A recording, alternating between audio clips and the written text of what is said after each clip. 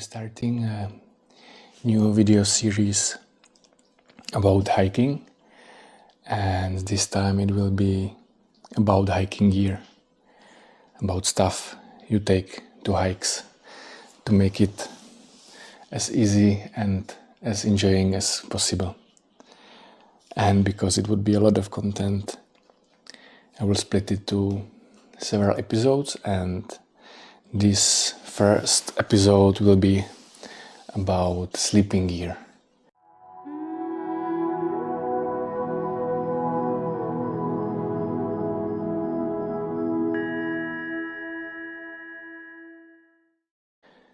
So, first part is ground sheet. And ground sheet is stuff which you put on the ground under your sleeping mat, and it has several uses, this ground sheet, and mainly it's for protecting the sleeping mat, because the ground where you sleep in the nature it's not like this, usually they are rocks, they are snow, stones, it's not even, they are sand, they are many things which make the ground not even at all, and sometimes it's wet and stuff like that. So you need to protect your gear and especially your sleeping mat. So that's why you use a ground sheet. I tried several. There are several types of ground sheet you can use. First I was using Tyvek.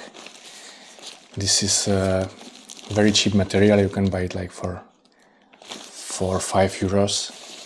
It's using for when people are making, workers are constructing houses.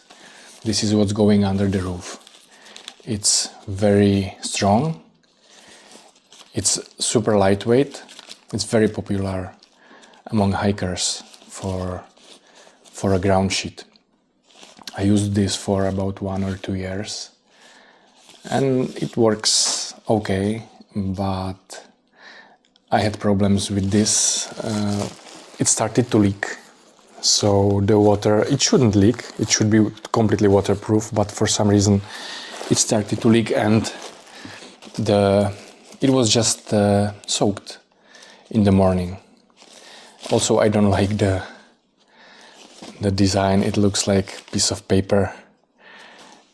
It feels like, I don't know, I just don't like this very much, but it's a perfect for starters. When you start hiking, you don't want to invest a lot, so this is perfect. This is really a good option. I recommend to start with this one because this is very strong and it protects the sleeping mat very well. Other option is Polycro. It looks like it's very, not reliable enough, that it looks like that it's too thin. But this is actually another construction material it's using for covering windows, and it's also very strong. It's more lightweight than Tyvek, and it doesn't soak at all because it's like a very strong plastic. I bought it, I tried it. I don't have enough belief in this. I don't believe that it can be that strong, that it cannot be punctured by sharp rocks.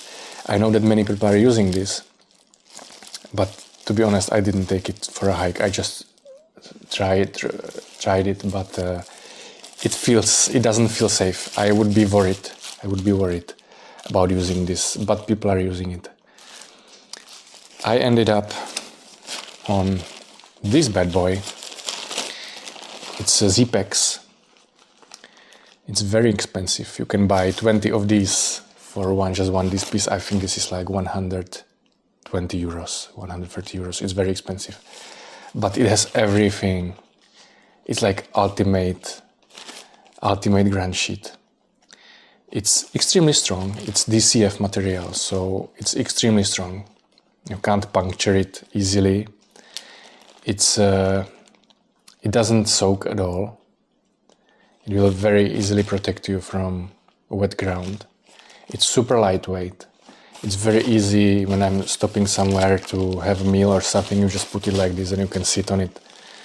So it works very well, this for me. I love this one. I love this material. I think that there is nothing better. You just put rocks on it in the corners and it works. It works really well. So that's basically the first thing. What do you do? You just put this on the ground.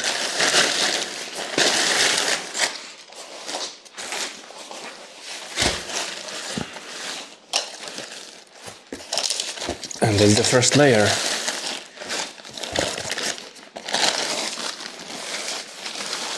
So that's the first layer. This is the first thing. What do you put on the ground when you are coming, you found your sleeping spot and you chose it, and this is the first thing what you put on the ground.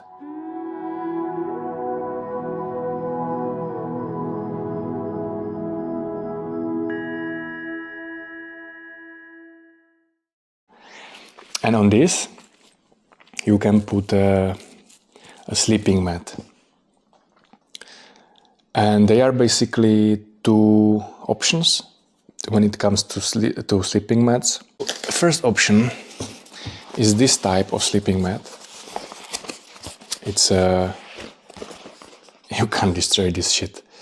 It's extremely strong, it's very lightweight, it's warm, this works really, really well.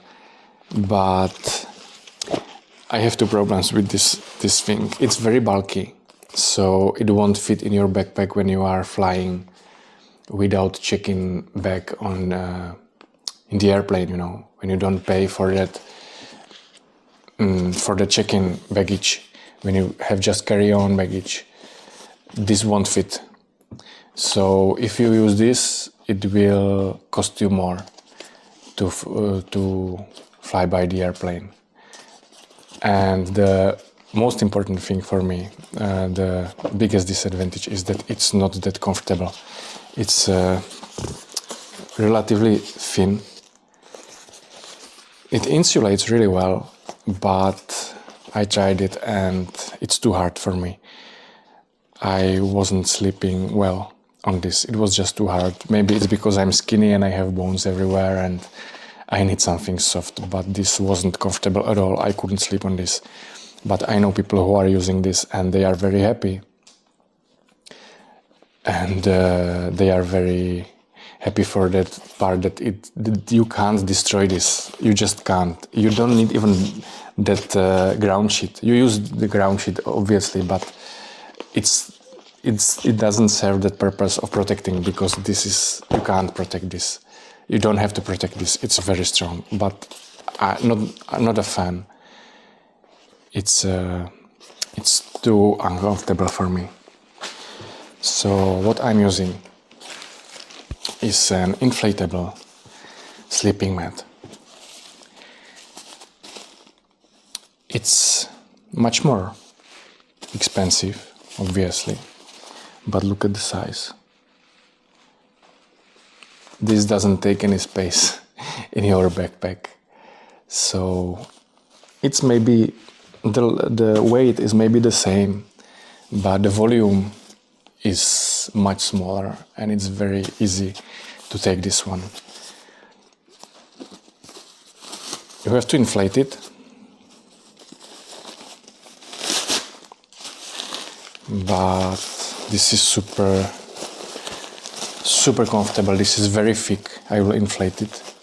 This is very thick and very strong material. This is all blood.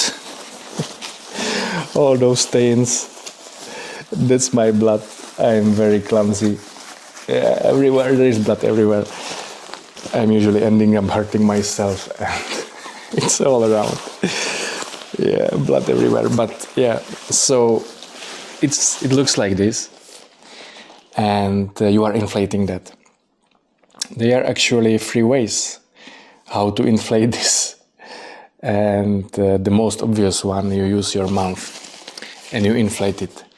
But I wouldn't recommend this to do this often, because when you are breathing into it, the moisture from your breath is going inside that sleeping mat, which causes or could cause a mold inside. It will get definitely the humidity from the moisture from your breath. Would get to inside of the sleeping mat. So there are two options how to inflate it without putting the moisture from your breath inside.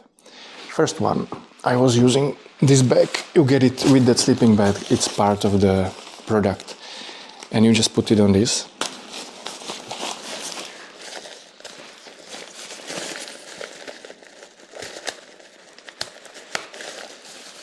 And you pump the air. And you do this and you pump it. This way, there is no moisture inside, which means that there is no mold accumulating. It means that when it's freezing cold and there is moisture inside, it will freeze. And you have ice from the inside of the sleeping bag, or you can have from the sleeping mat, and it would destroy the insulation, because it would be frozen from the inside. So that's another reason. So I was using this. It's okay, it's fine. It works really well. But then I found this little fella on the internet, and it's like 40 grams.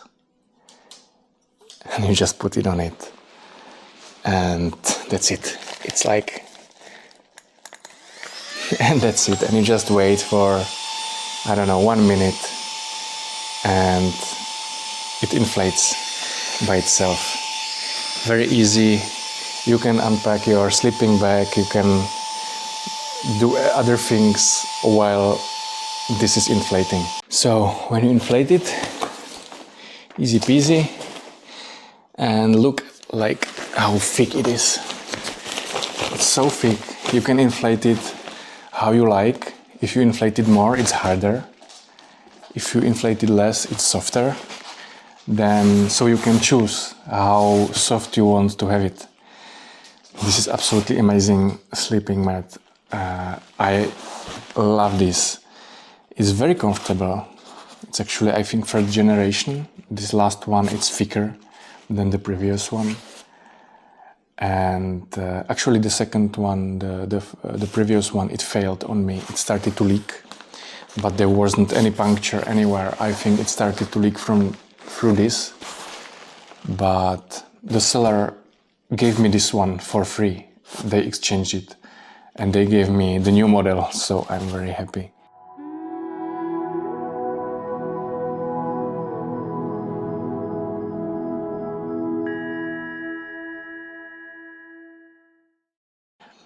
It's Irish product, very well known, and it works perfectly. Just it has one disadvantage. Basically all these inflatable sleeping mats, they have one disadvantage, and that's this. It's very slippery, and maybe it looks like it doesn't matter, but it matters a lot when you are sleeping on non-even ground, when it's a little bit down, when there is descending. And that's 90% of the time, maybe 80%, but most of the time you are not sleeping on perfectly flat ground. You are a little bit, on a slope, and that means that in the morning you wake up and your sleeping mat is like this because you are sliding down. And that's not good. First of all, the other side will go on rocks, and also your legs are sometimes going off the mat and everything, so you are in dirt, and it's just not good. And I was fighting with this for 2 years until my Fuerteventura hike. It's over 1 year ago, and I met a Dutch lady, a very nice lady. We shared a shelter. and we were talking many things, and she had this. Actually, she had even this DC fee ground sheet. I had the Tyvek, and she showed me this. She was using this, and she showed me this hack. This is from IKEA. It's under carpets. It costs like €2, literally. You get a very big, this is cut, you know, this is little piece. It's huge. You get like 5 or 3 times of this size for like those €2, and you cut it with scissors. And when you put it here, look at that. It's like glue. You can't move it. Absolutely impossible. So this is a total hack, life hack for hiking. It weighs nothing. It's indestructible. It costs nothing. Super cheap. And it works really, really well. I know that most hikers are fighting with this slippery part of this solution. And what they do is they are putting silicone glue on a few parts, like dots, like silicone dots, and they put it on the ground and it slips less, but it's not good for the sleeping mat. It falls off quickly. Then you can have problems if it will fail and you will send it back for repair. They will tell you that you caused it because it's, you know, there is some glue on it. So this is much better.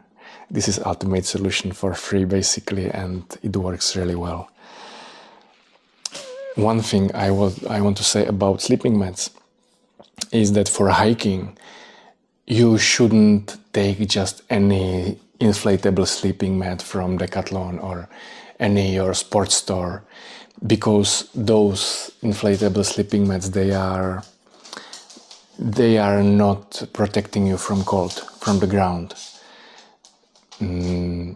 It's called R value. It's a number.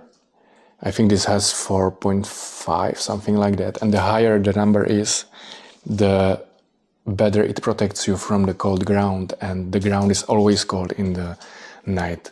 When you are sleeping in the summer on very hot place, it still has 15 degrees, so it's colder, and the cold is going from the ground. When you are sleeping in mountains, it's around 0. And your sleeping bag protects you somehow, obviously, from the cold, but it squeezes when you lie in the sleeping bag. The bottom part is squeezed, so there is 0 insulation from the ground, 0. So when there is cold ground, and you have the best sleeping bag on the world, and you don't have good insulating sleeping mat, you will be cold. You will be always cold. And people are often complaining. They are often saying that I have so good sleeping bag. I have sleeping bag to -10, and it was just 0 or 5 degrees, and I was very cold. How it's possible? It's because your sleeping mat sucks. You need to have really good sleeping mat with good insulation, because this is not just, you know, some plastic. There are several layers inside. It's like a mirror. It bounces the heat back to you. So and the cold back to the ground. This is not like it's not that simple how this looks. It's very sophisticated inside, especially inside. So you can sleep on the snow with this one very easily, and you won't feel any cold from the ground, even when you will be sleeping on the snow. If you will sleep on regular sleeping mat, not sports sleeping mat, what you are using for yoga or any other thing, you will be freezing cold. You won't sleep at all. So be careful and buy like really sleeping mats which are built for hiking, and check that R value. I recommend at least 3.9 for R value is good for insulating.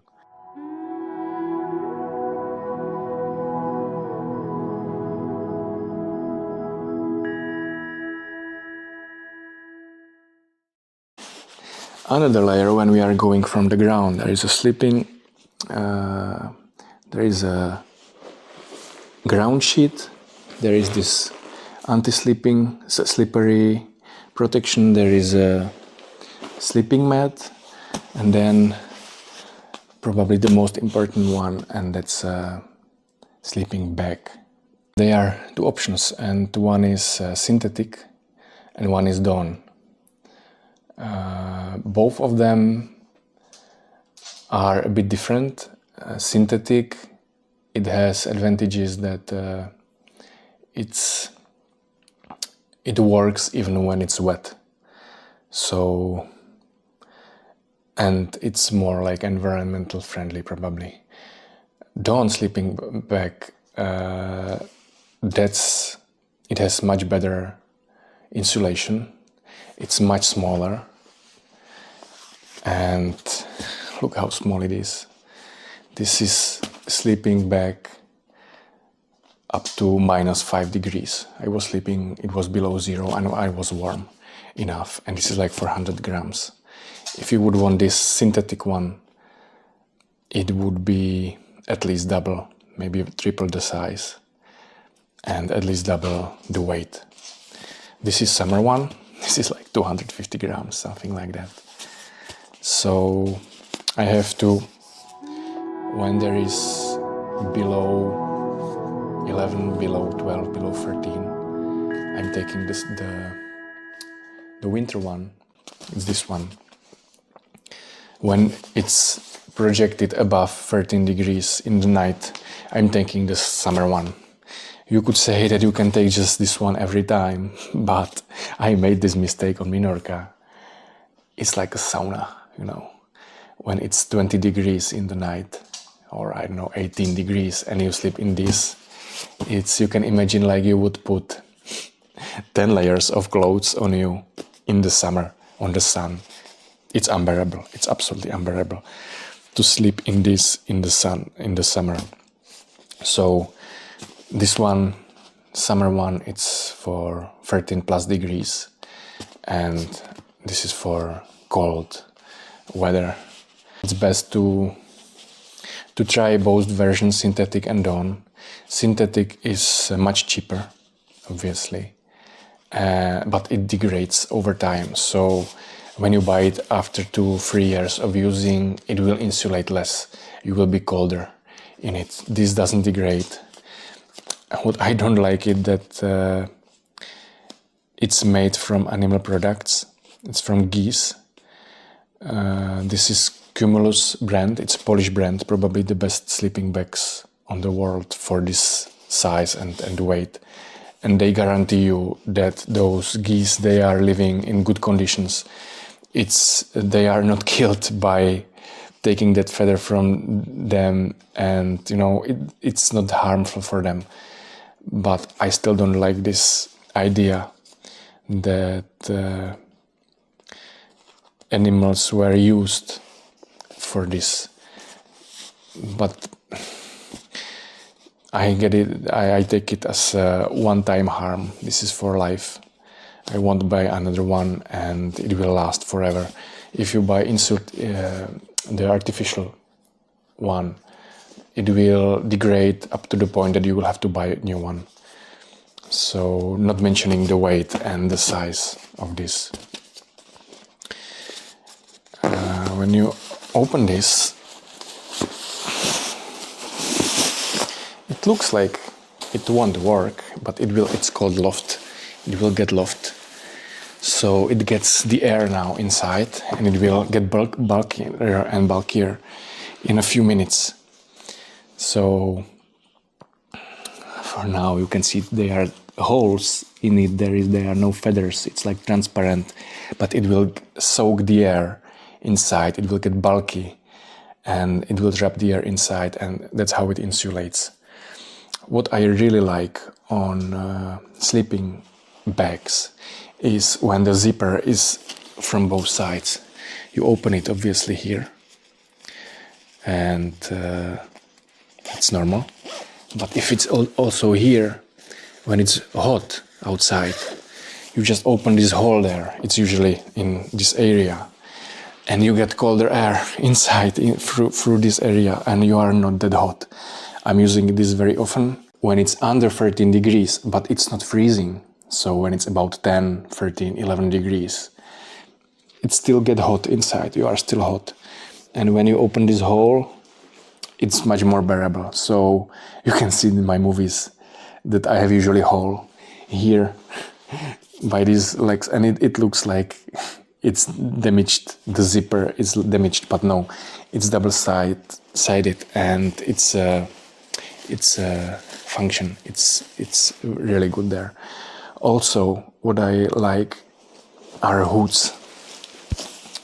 Summer ones usually don't have a hood, but winter ones, they have a hood, and it's really good because you are covered, especially when it's windy there. So I like the hood on it when you are somewhere where it's very cold, when it's about 0 or below 0, and when there's a wind, strong wind, you just cover yourself and you tie this up.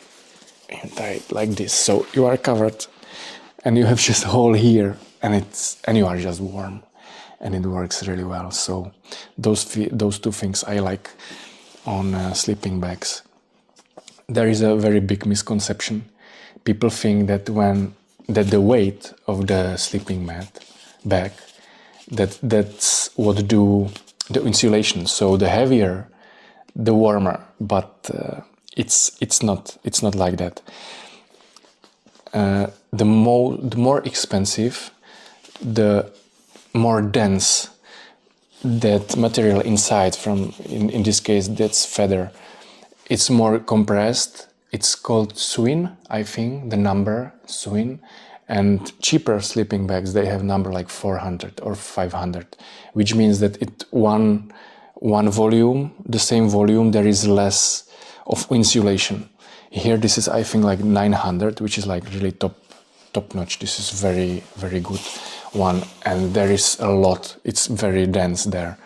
So even when it's light, and even when there is less insulation, optically less, it insulates better.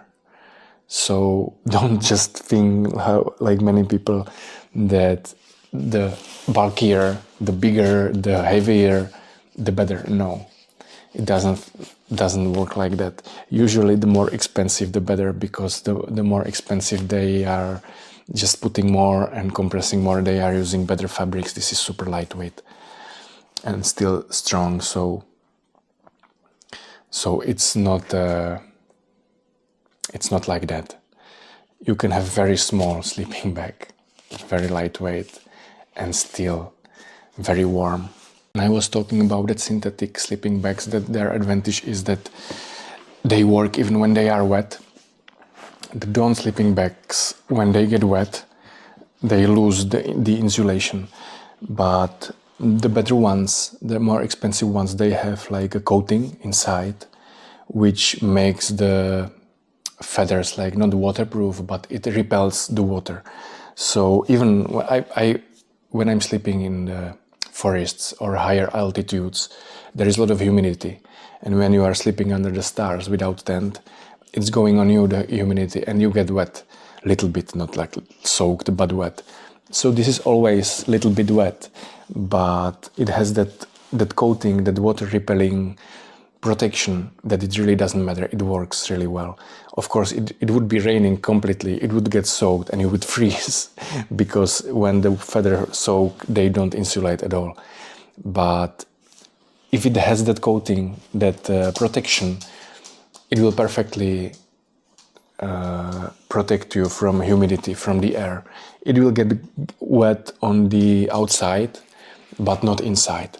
So the humidity wouldn't get on you, and it wouldn't soak, and it would still work really well. So when it comes to measuring how well it insulates the sleeping bag, they are usually numbers, and they are usually three. There is extreme, limit, and comfort. And what producers usually do, and even in shops when you are buying sleeping bag, they are usually showing the extreme number. So they say this sleeping bag is 2, -5, -10. But the problem is that it's the extreme number, not the comfort, not the limit. And number extreme, when it's extreme -10, it means that you won't die. You would be very cold, but you won't die in the temperature. What you need to pay attention to is the number comfort, which is the highest number. So this could have extreme, I don't know, -15, -20 even, but comfort is around 0. And so extreme number, the number extreme, never consider it as a valid. It doesn't mean anything because you don't want to survive overnight. You want to sleep comfortably, not just be freezing cold and not dying, you know. So there are two other numbers. One is limit and one is comfort. The limit number, it's usually for young men. So it means that young men in age, I don't know, 25, 30, in good physical condition, they would be more or less comfortable. The comfort number is for women, because women are feeling colder. Usually in the night they are colder. They need warmer sleeping bag. So if you would have the same sleeping bag and there would be sleeping a man and a woman of the same age, the same figure, whatever, woman would be colder than man. So what I suggest is always to take into consideration only the number which is comfort. And it's a very big difference of what they write on those packages, because they write -10 and then you find somewhere very little letters and it's written like comfort is +10. So you buy it and you think that around 0 you will be fine, but you will be super cold because comfort is +10. In +10 you would be comfortable.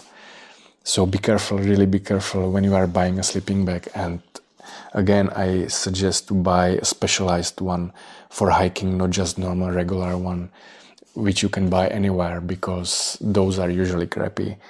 And they are for camping, you know, in not conditions which you are meeting in hiking. It's for, I know, when you are going to camps where you have warm water and everything. So better to have something which is made for hikers. One thing about sleeping bags. This is how it looks like when you pack it and you take it for a hike.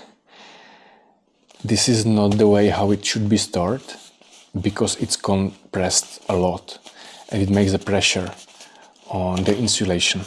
So how it should be stored? It's a bigger bag, because you see how it got the loft, how it's now big, how it's very, you know, it's full of air. It's not compressed. This is how it should be stored. So you get these big bags for it. This is the size which you put into your backpack, and this is the size how you store it. This doesn't make a pressure on the insulation. So this is how it should be stored. Also, there are holes here so it can breathe, because you sweat in the night, first of all, and second, there is that humidity from the air, and it's going obviously into that sleeping bag, so the moisture is there, and if you put it here into this, it will stay there, the moisture, and you don't want your sweat and the humidity stay there, because you can get mold in it, and it's not healthy at all. So first thing what I am taking care of when I'm sleeping somewhere in the mountains and it's cold and there is moisture and it gets wet, the first place I find with the sun, when it's 10 a.m. or 12 a.m. around lunch, I just put that sleeping bag out on the sun and leave it to dry.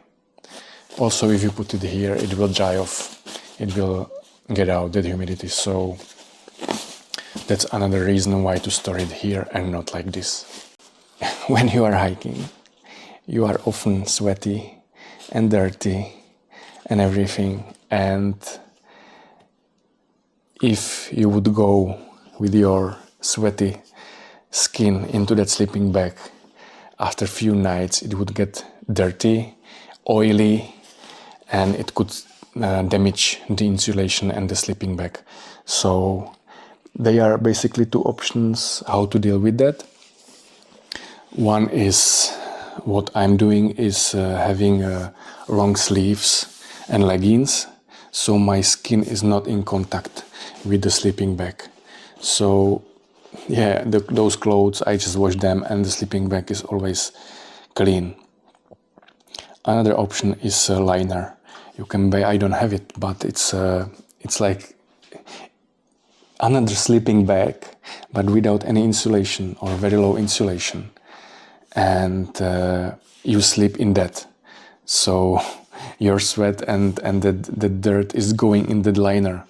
And that it's like a bag. It's like a bag inside a sleeping bag. It raises the comfort a little bit, like 1-2 degrees. It makes the sleeping bag warmer, but the most importantly, it will protect it from dirt and sweat. So the liner is another option. I don't like the liner because it's thing which you can't use for anything else. While the clothes, when you have the leggings and the long sleeve t-shirt, you can use it when you are cold for, just wearing it. So I like that more. But definitely there should be something which will cover you, and your skin won't get in touch with the sleeping bag because it would get dirty.